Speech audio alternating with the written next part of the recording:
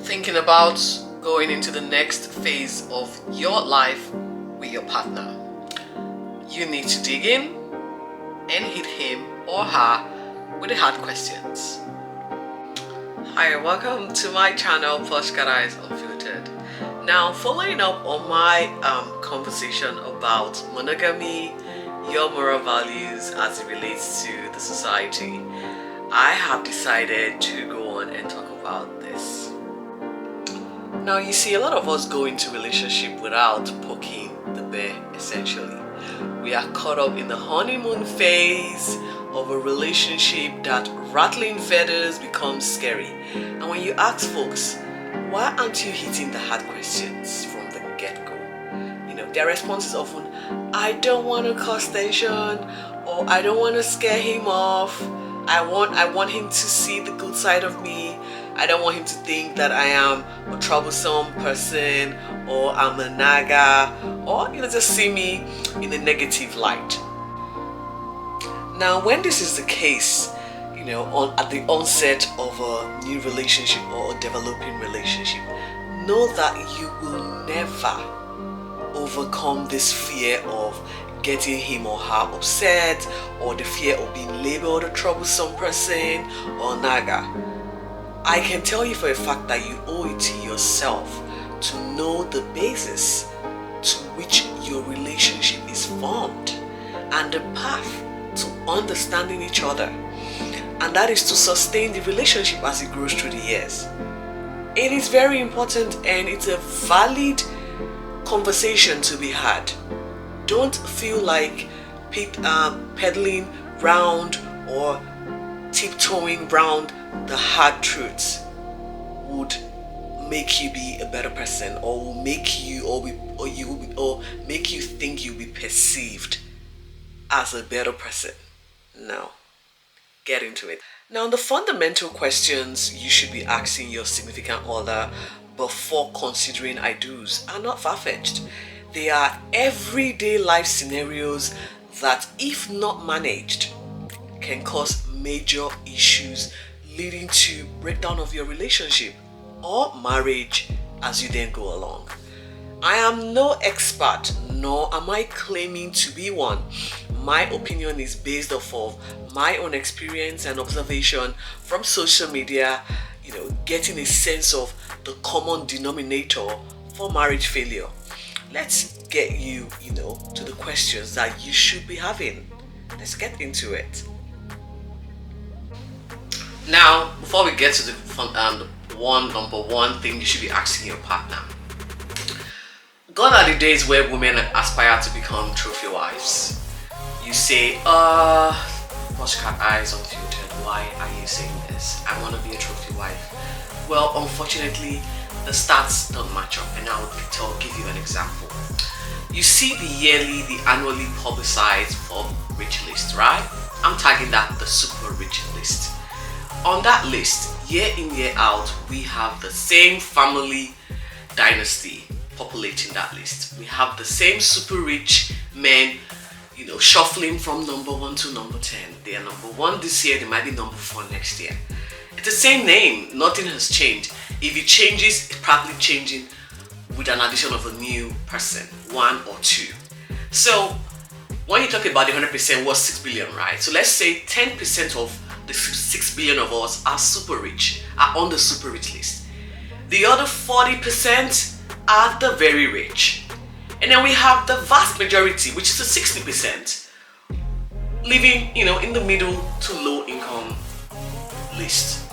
And so a lot of us might end up with someone that's gonna be in the middle class. Now, I'm not saying that's you. I'm not saying it could be your friend. I'm just giving you the stats. Don't quote me on the stats, guys, but it is what it is. And so, as a woman especially, you need to get a job. You need to have a skill. You need to be entrepreneur in nature. You need to have a business acumen. It doesn't hurt to want to develop yourself and be strong and support your significant other. Failure to be that steady, balanced support system for your partner might spell doom as you go along. And that's because the economy we're living in requires a multiple income household, not one person being the breadwinner. It's not going to work. It might work for some because they are on the super rich list, but majority of the time it doesn't work.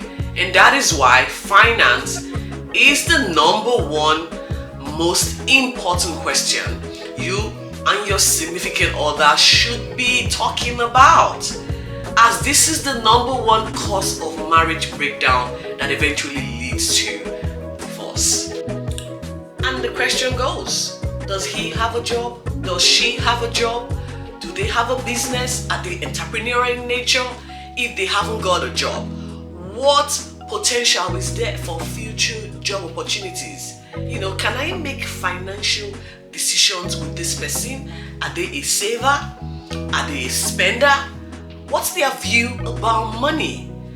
What is his or her equity to debt ratio? You need to know this. How much credit card bills or debts are they carrying or bringing into the relationship? What student loan, if any, have they got left unpaid? Now we have the buy now pay later scheme that people are thinking is the gold rush. You need to ask yourself, how much of the buy now pay later interest are you owing? How many outlets, how many retail outlets is going to be coming after us when we're together? I need to know these things. Your personal loan, which could be a car loan, you need to know. It's so important. Why is it important? You cannot make investment decisions with someone that's got a high debt to equity ratio. Now, they having a high debt to equity ratio is not the problem. It's the fact that they probably are not able to pay back this debt. They've got loan sharks, creditors coming for them. So if you cannot make that future, you can see that the future is not clear, why would you want to settle? Or why would you want to go into something knowing y'all are not going to be happy? Because when there's not money to balance your household expenses, you're going to be irritable. And when you're irritable, conflicts arise. From that, it's just chaos. You don't want to raise kids in that sort of negative environment and negative space. It's not healthy. And so having that as the first priority, as an important conversation to start with, clears the air. If you are comfortable forging along because you feel your income would suffice and substitute for his or her non-existing income, well, good luck to you. It means you can progress. But without knowing this, how can you plan? If you want to take on mortgage, again, that's your investment portfolio for the future. You can't not borrow when you've got so much debt hanging behind you. No bank will touch you with a 10-foot pole. And that is why you need to know. You're not asking because you want to be a gold digger. No. You're asking because I'm trying to ensure that our future, it might not be the brightest. It might not be, super comfortable. But we can manage through. See where I'm coming from? Absolutely. You also need to ask about his or her habits. Spending habits can include gambling, that makes him a poor saver or makes her a poor saver. They're alcoholic, they drink a lot because they're constantly going out to buy. You want to know these things. I'm not saying it's a negative thing. I'm just saying it is for your planning, decision making. Do you know what I mean? Absolutely. A higher spender, someone that's got a high taste or high desire to spend money, definitely has got zero need to save. You need to be able to manage this, and in order to do so, the hard questions has got to be asked at the start. You want to be able to find out who is going to be paying for what. How are we sharing our income as a household? Who's paying what bill? Is it a 50-50 split? Is it 100% you pay all the bills and I do the split, or you pay all the bills and I save all the money for miscellaneous and future expenditure that's yet unknown? You need to know. These are questions you need to ask, because going in assuming Assumption is always the mother of all inventions, as you know. You can start to argue and bicker over, I thought you were supposed to do this. Nah, you don't think. This is what we discuss. This is what we're going to do. Now, whatever changes that can occur from our discussion, fine, but the discussion had to be had. We've already had this discussion. So you know exactly where both of you stand. Pulling resources together in maintaining the household is very essential. Again, I said, it's a multiple income household, not a one income household in our present economy situation with the rising cost of living, everything. What of you? Are we maintaining a separate account, having a third account, for pooled resources? These are questions you guys need to ask yourself. This answer, believe it or not, will help the both of you make an informed decision as to whether this is the person you want to build with or you want to grow with. That's it, guys. First question, start that conversation now. Until my next episode, where I'll be bringing up more questions that you should be having with your significant other, take care and stay safe. Bye for now.